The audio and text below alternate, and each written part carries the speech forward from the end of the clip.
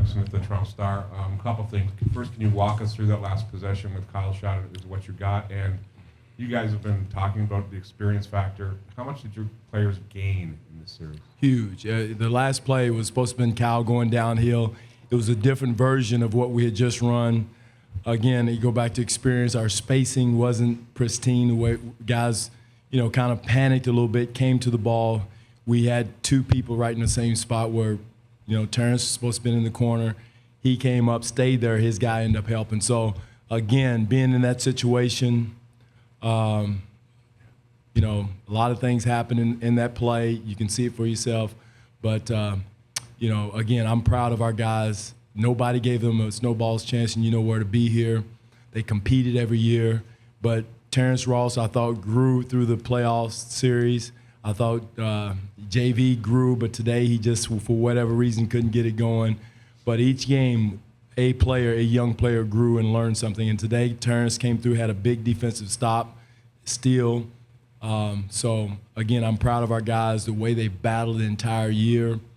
Again, this group has a lot of stuff in front of them, a lot of basketball in front of them. This organization's in a good spot. I mean, it's in a great spot, and they're going to be good. They're going to be good in the future. Eric Crane, National Post. I don't think anybody would confuse that with your best game, and yet it's a one-point game at the end. What did you tell them afterward? That they put themselves in a position to win.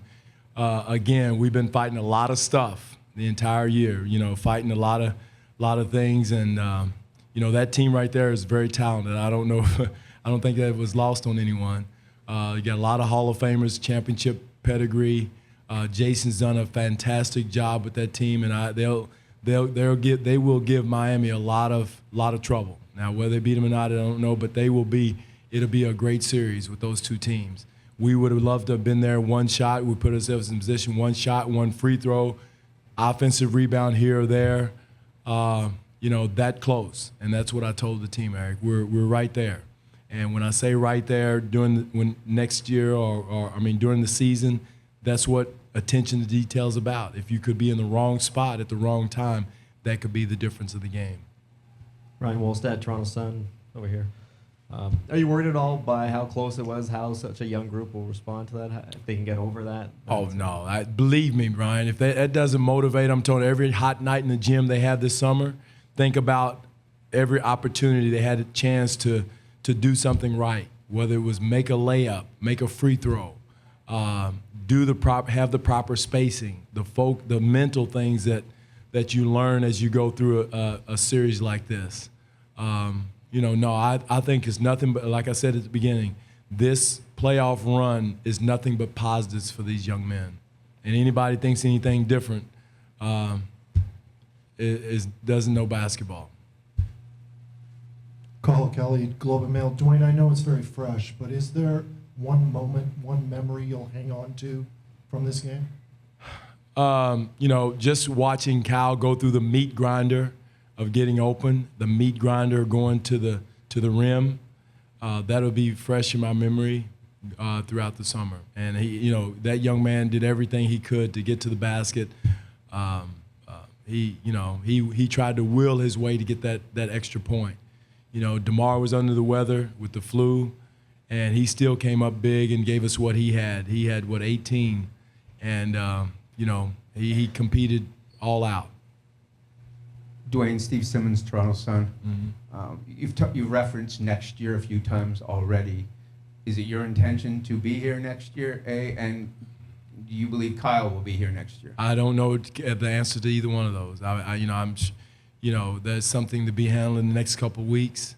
In my situation, and Kyle, we hope, the city should hope that he's back, because that young man laid his heart. He grew up in so many ways, not only as a basketball player, but as a man. And I just got through telling each player in there how proud I am of them and where they grew this season or where they came from. And he's the main cog, he's the main one, because there's so many negatives of him coming into the season and are coming in here from Houston, and he's outgrown all of them. Bob O'Neill, CHCH. Bob. Much will be made about Jason Kidd's first playoff victory. and you've talked a lot about your players and their experience. What about yourself and your first venture as the lead guy here? Well, I feel like I learned. I can get better. I can get better on a lot of things as anyone could. I'm not a Grizzly vet of being a head coach in the playoffs, but been there numerous times, and I know what it takes to win in this league, and so I feel confident in what we've done this year in this series. And again, Jason, he did a great job. He did a fantastic job of going from January to where he is now and throughout the rest of this playoffs. You got 27 Game 7 sitting over there. That tremendous help, and not to diminish his role in it, because he was an excellent leader. He's always been a leader, and I told him I was proud of him, happy for him. Wish we could have been there, but if we couldn't, I'm glad he was. Dwayne, Bruce Arthur, Toronto Star. In the context of this season, given the expectations at the beginning of it, what you started with and what you finished with, in terms of what you created in terms of a fan culture here, what you created in terms of a team culture here, what do you think this franchise has accomplished? Well, again, you just said it. I think the interest in basketball. I mean, believe me, it's not hidden on me. I know this is hockey country, but again, there's a core group of great fans here, and you've seen it throughout the series. And anybody and everybody I can talk to I told Hubie Brown before the game how impressed I was. And I've been in some championship organizations in Seattle and Dallas. And this fan base here is second to none when they get rocking and rolling. And we just got to give them something to do that about. And this series was a great example of that.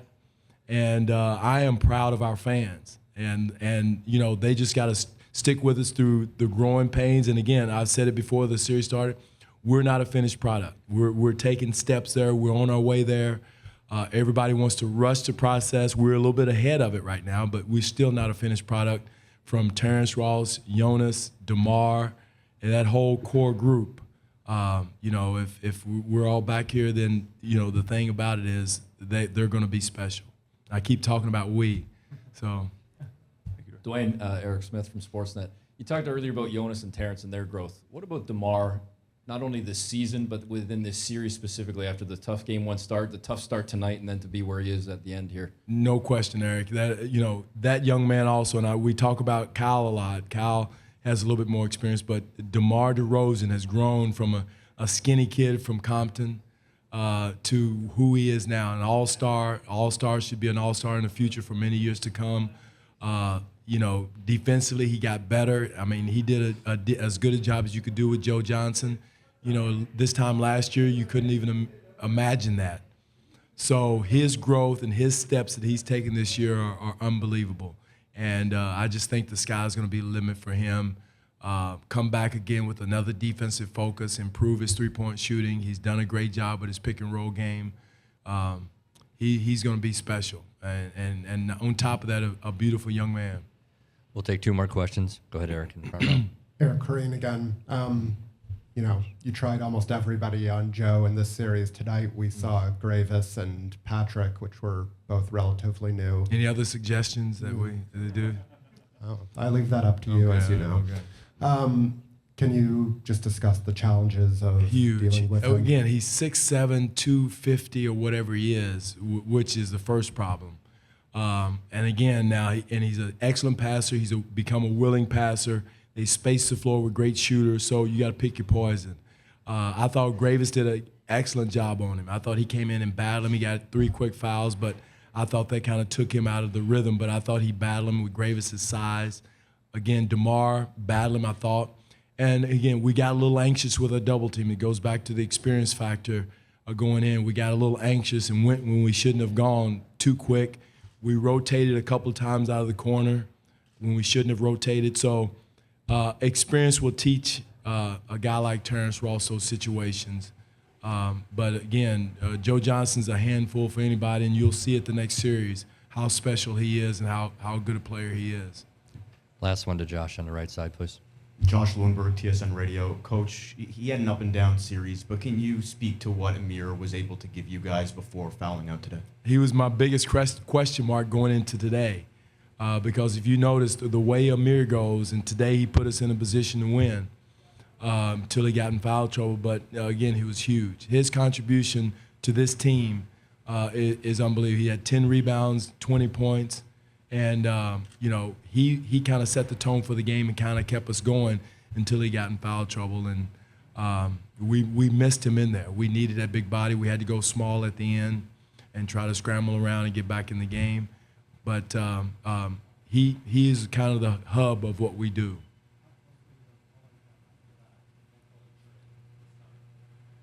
Very close. I had Pat at the table, and then he hit 2 quick buckets and started running okay, and so it was right on the border, and he hit 2 quick buckets, got going, and so he'll have to rest that ankle or something, do something with that ankle this summer.